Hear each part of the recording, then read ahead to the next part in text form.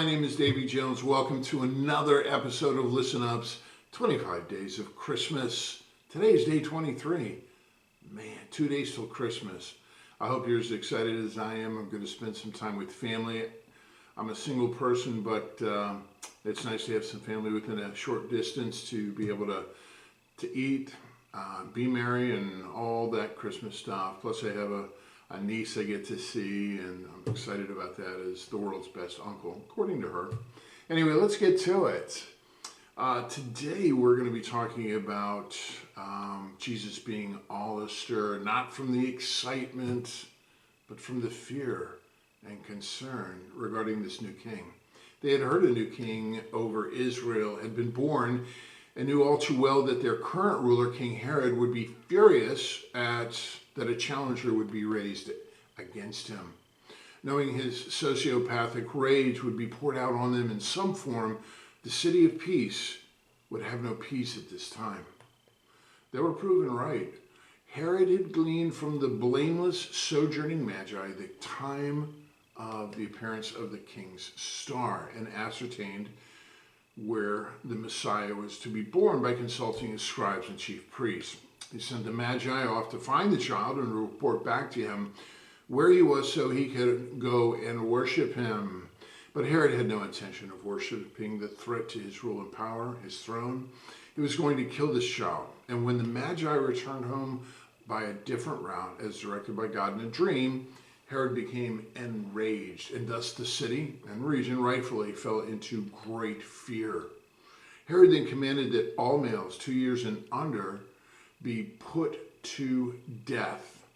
This Holocaust provoked such staggered sorrow and uncontrolled wailing in the Bethlehem region as mothers wept for their loss at the sick slaughter of the innocents. But Jesus escaped. As a quick aside, Jeremiah wrote about this slaughter in chapter 31, verse 15. When he prophesied, "A voice is heard in Ramah, lamentation and bitter weeping. Rachel is weeping for her children because they are no more." Matthew quotes this in chapter 2. Now, why did Jeremiah designate Ramah as the location for the weeping, a town about 11 miles from Bethlehem, and not Bethlehem itself?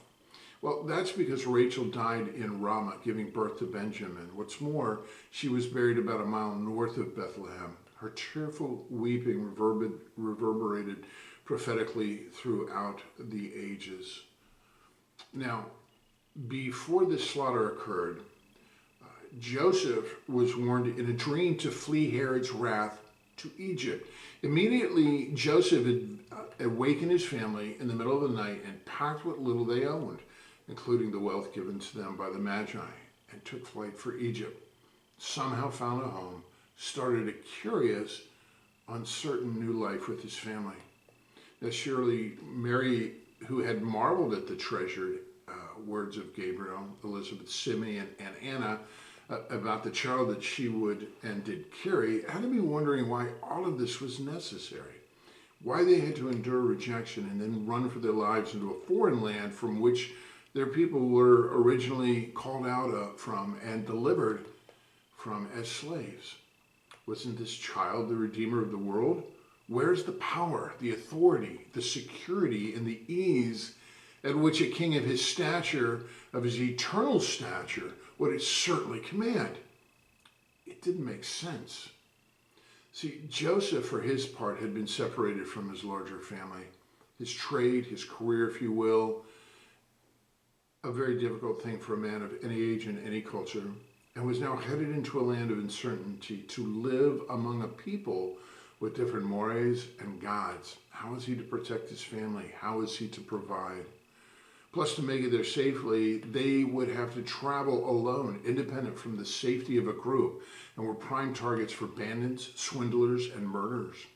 But they went and arrived safely, as God watched over them, surely with a host of angels surrounding them on their journey.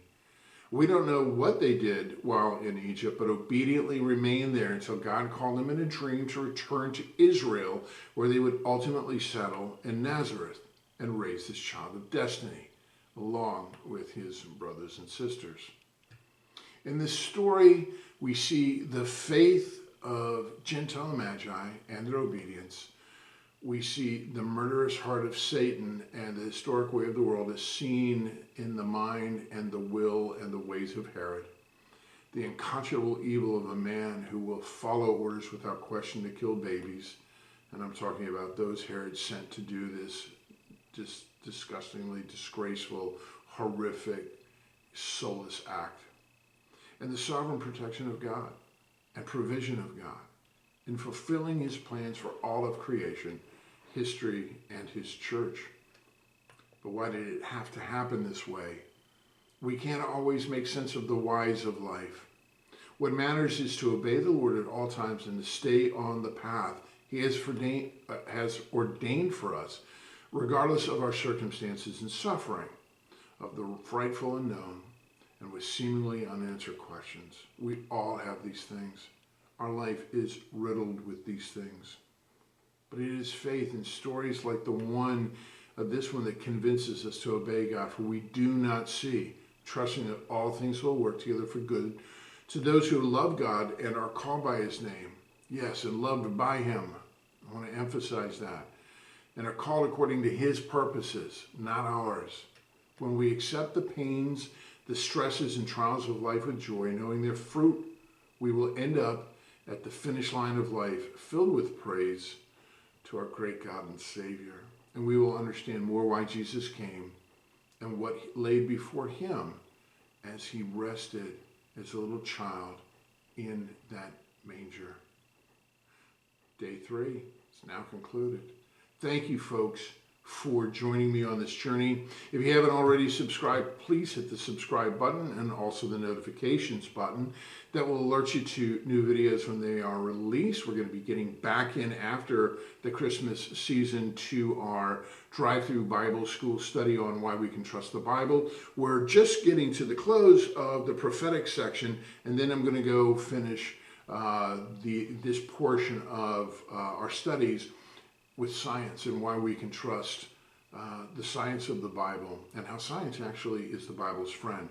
Oh, one last thing. If you hadn't hit like, please do so. Again, it's just for the algorithms and it helps promote the video to a larger YouTube audience. Thank you so much. God bless you. See you tomorrow.